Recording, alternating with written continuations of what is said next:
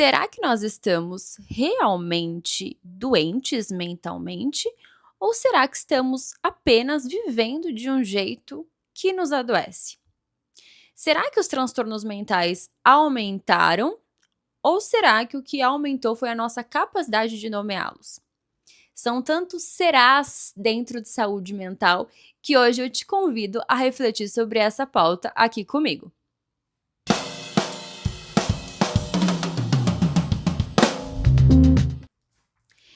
Seja muito bem-vindo, muito bem-vinda a mais um episódio do Que Pira é Essa, o podcast que busca descomplicar os dilemas da vida adulta e transformá-los em conversas cheias de reflexão. E hoje eu quis trazer uma reflexão a respeito de uma pira coletiva que é: será que os transtornos mentais aumentaram mesmo? Por que será que tem tanto diagnóstico agora e antes não tinha? Acho que vale uma reflexão a respeito dessa temática. Uma pessoa só, uma especialista, é muito pouco para falar sobre esse tema. Aqui vale uma conversa multidisciplinar com especialistas de diferentes áreas para que a gente possa refletir de forma muito profunda a respeito desse tema. Mas eu gostaria de trazer uma reflexão dentro da minha atuação na psicologia. Quando nós vamos considerar uma psicopatologia, ou seja, uma doença psíquica, um transtorno mental, nós não podemos desconsiderar o contexto histórico, contexto social daquele momento, daquela pessoa. Então, se nós formos olhar para o nosso contexto histórico, a gente pode entender que tem diversos fatores que nos forçam a uma capacidade de adaptação que o nosso cérebro não está acostumado. Nós estamos em uma era de muita tecnologia, de redes sociais e, portanto, de uma hiperestimulação dopaminérgica. O nosso cérebro, o nosso corpo também, não precisa fazer muito esforço para liberar dopamina. Nós estamos o tempo todo com smartphones na mão, buscando prazer a todo custo de forma imediata. Por consequência, a gente tem a nossa atenção totalmente fragmentada por um excesso de informações e que também nos leva a uma comparação excessiva. Todo esse contexto acaba gerando em nós uma dificuldade de concentração, dificuldade de atenção, de foco prolongado. Por consequência, a gente pode também ter uma distorção da nossa percepção sobre nós mesmos e também algumas dificuldades nas nossas habilidades sociais, já que o algoritmo das redes que nos força a encontrar, a entrar em contato apenas aquilo que é do nosso interesse, acaba nos levando a uma certa intolerância à frustração. E é por isso que a gente vê tantas pessoas frustradas com a própria vida, com as próprias relações, com o trabalho, mesmo que aquilo tenha feito tanto sentido para ela e que de fato tenha conexão com os valores que aquela pessoa carrega, ela acaba se desprendendo daquilo por estar em contato constante com o externo, o que leva a uma autocobrança excessiva. Além disso, nós entramos em uma era, e realmente eu não sei em que momento que a gente caiu nesse lugar, mas a gente está aí numa cultura da auto-performance, que nos leva a uma autocrítica, a uma autocobrança excessiva. Parece que nunca é o suficiente. A gente precisa sempre mais, sempre mais, sempre mais. E não é à toa que a gente vai desenvolver uma certa ansiedade. E aqui, quando eu digo da ansiedade puramente, eu não estou dizendo do transtorno de ansiedade. É aí que nós vamos entrar. As emoções que nós sentimos, como o estresse, a tristeza, a raiva, a ansiedade, o medo, enfim, todas elas têm uma função na nossa vida. A ansiedade, por si só, ela tem ali uma função de nos adaptar ao ambiente. Então, é natural que o ambiente acabe moldando a forma como a ansiedade se manifesta em nós. Se o ambiente está demandando muito mais energia do que o meu cérebro está conseguindo processar, eu vou buscar essa emoção cada vez mais e eu vou me perceber muito mais ansiosa, muito mais ansioso do que antes. Então, a ansiedade a gente pode até considerar que é uma emoção muito característica dessa geração. Ok, falamos sobre isso. E o transtorno de ansiedade, ou até vamos trazer os transtornos mentais de forma geral.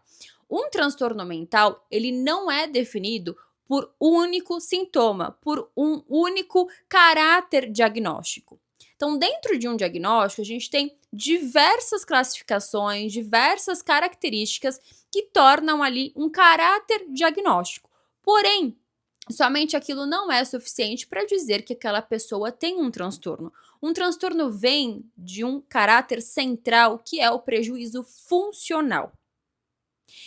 Então, se uma pessoa ela tem uma ansiedade, como eu estou trazendo de exemplo, e essa ansiedade ela começa a prejudicar significativamente o funcionamento da vida dessa pessoa, atrapalhando a qualidade de vida dela, prolongando muito esse sintoma de forma persistente, atrapalhando por consequência suas relações, seus estudos, seu trabalho, limitando a sua possibilidade de escolhas e oportunidades, pode-se aí dizer que tem um prejuízo funcional aparecendo. E aí precisa, portanto, de um acompanhamento psicológico, quem sabe até mesmo de um acompanhamento medicamentoso com um profissional da medicina, como psiquiatra, quando nós falamos da saúde mental. Hoje, a gente percebe muito mais esse olhar para a ansiedade por conta do nosso contexto histórico, por conta do nosso contexto social. Então, ao se falar sobre os transtornos mentais, também é importante considerar esse contexto social, que é de responsabilidade de todos nós. Então, quando tem aquele julgamento de: "Nossa, mas por que que você tá tão ansioso? Por que que você tá tão ansiosa?", ou aquelas diversas justificativas que a gente ouve por aí quando alguém relata estar passando por um processo difícil, por um sofrimento intenso, ou até mesmo recebendo um laudo de um diagnóstico, é de se pensar que o contexto social que nós estamos vivendo é de construção de todos nós que fazemos parte. Então, por que julgar o sofrimento do coleguinha, não é mesmo? Bom, mas para além deste ponto, a gente também vem percebendo dentro da área de saúde mental uma patologização da vida. Então, até mesmo características de personalidade vêm sendo consideradas transtornos, doenças, anormalidade. Então, por exemplo, a introversão. A introversão é uma característica. Existem pessoas mais introvertidas, outras mais extrovertidas. E até mesmo o tratamento dentro da psicologia para cada uma dessas pessoas, apresentando técnicas de enfrentamento dessas dificuldades que podem vir diante de cada aspecto de personalidade, isso é natural, é diferente, é único dentro de um olhar psicoterapêutico. Ok, mas as pessoas começaram a olhar para a introversão como um traço diagnóstico. Muitas pessoas, inclusive, têm ligado a introversão ao transtorno do espectro autista, o que não é uma verdade. Existem sim caráter, né, sintomas ali bem característico do TEA, do transtorno do espectro autista, como padrões repetitivos, as questões sensoriais, interesses intensos, a dificuldade de comunicação social, dificuldade de interação social, de contato visual e diversas outras. Mas para se fechar um diagnóstico, é preciso que todos esses sintomas possam juntos formar o caráter diagnóstico a partir do momento que se entende um prejuízo funcional da vida daquela pessoa. Se uma pessoa ela é introvertida, ela pode ter alguns momentos na vida de dificuldade por conta de uma timidez, por conta de às vezes uma necessidade de se expor, o que causa para ela um desconforto, mas são coisas que ela consegue ali usar estratégias para enfrentar. São situações que causam desconforto temporário, não um sofrimento prolongado, persistente ou trazem outros prejuízos para aquela pessoa. Então a gente precisa também tomar muito cuidado na hora de olhar para as características de uma pessoa e já tentar colocar essas características dentro de caixinhas diagnósticas, porque para além disso ser muito arriscado no lugar de definir a pessoa por algo que não necessariamente ela tem, essa pessoa ela também pode buscar formas de tratamento desse diagnóstico, né, que foi dito por alguém que muitas vezes nem é da área, de uma forma equivocada e que trazem muitos riscos à saúde.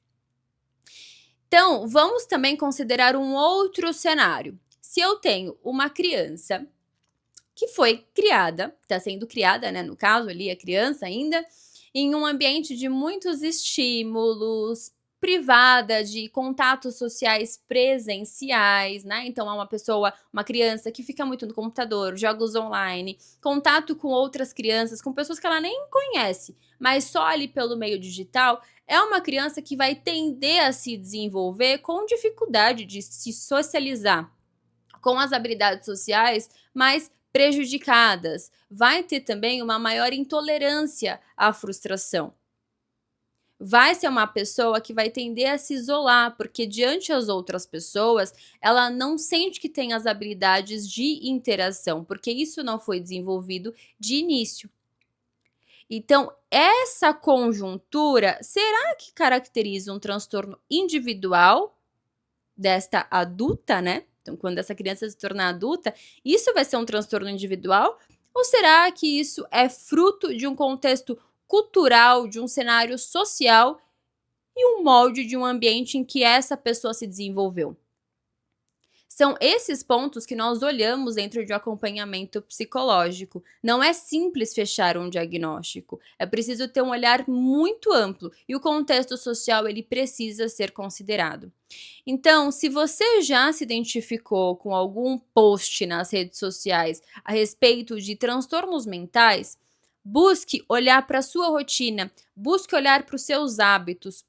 Aquele ponto que te fez se identificar, será que está ligado a algum hábito seu, a algo na sua rotina, a algo no seu contexto social? O quanto que aquilo traz de prejuízo para você? E se de fato a identificação permanecer com essas informações que a gente vê pela internet hoje em dia, sem muita responsabilidade, a maioria delas, inclusive, busque um acompanhamento psicológico, um profissional da área da saúde para fazer uma avaliação correta. Hoje, aumentaram os diagnósticos? A gente pode dizer que sim, porque nós temos muito mais profissionais dentro da área da saúde, né? Principalmente com foco em saúde mental. A gente percebe até mesmo em pronto atendimento, profissionais, médicos, clínicos gerais, tendo um olhar também para a saúde mental do paciente, o que anos atrás não tinha. Então, hoje é comum um clínico geral fazer perguntas sobre o momento de vida daquela pessoa e considerar isso, às vezes até propondo uma psicoterapia, um olhar psicológico dentro daqueles sintomas que aquela pessoa está relatando. Para além disso, a gente tem diversas ferramentas científicas para avaliação neuropsicológica das pessoas. Ferramentas que avançaram com a ciência. Então, a gente tem hoje um olhar realmente que pode ampliar a compreensão daquela pessoa, daquela queixa, então entender se de fato entra dentro de um diagnóstico a partir do momento que se entende um prejuízo funcional dentro de caráteres diagnósticos de uma determinada psicopatologia. Então, não é que antes as pessoas não tinham depressão, ansiedade, TEA ou qualquer outra psicopatologia, mas hoje nós temos muito mais recursos para olhar para essas questões, sem contar que com a ampliação do discurso de saúde mental nas redes, e esse é um ponto positivo, a gente tem menos barreiras e menos tabus, apesar disso ainda acontecer. Este episódio te convida para essa reflexão. O quanto que nós, ao olharmos para uma pessoa que está enfrentando um diagnóstico, nós também consideramos o cenário social em que essa pessoa está inserida. Será que a nossa ansiedade, será que o nosso estado mais depressivo ou qualquer outra emoção que nós ligamos a um sintoma, qualquer outra característica que nós ligamos a um sintoma, está ali comigo para me ajudar, me moldar, me adaptar ao ambiente? ou será que ela realmente vem de um prejuízo individual meu? Então, será que aquele sintoma, aquela ansiedade, ela tá aqui para me ajudar a me adaptar ao ambiente e até como uma forma de manter a minha sanidade mental? Ou será que realmente é um aspecto individual meu de um prejuízo que eu preciso buscar um acompanhamento apropriado para olhar com mais atenção? Lembrando que quando nós estamos falando de transtornos de humor, principalmente ansiedade e depressão, que são os mais falados hoje em dia, a gente precisa sempre se atentar aos hábitos. Não adianta fazer somente psicoterapia. O cuidado, o tratamento de uma depressão, de uma ansiedade, também vai englobar o cuidado com a alimentação, a prática de atividade física, o olhar para os hobbies, o olhar para o lazer, o olhar para si mesmo, para além do olhar puramente para um diagnóstico, para um prejuízo, para um sofrimento que está se apresentando naquele momento. Então, nós não devemos, em hipótese alguma, negar o sofrimento de alguém. Todo sofrimento é válido e somente aquela pessoa que passa por aquilo compreende 100% o que está vivenciando. Mas nem todo sofrimento configura um diagnóstico. E isso deve ser um consentimento de todos nós enquanto seres humanos, tanto conosco mesmos, como também com aquelas pessoas que convivem com a gente.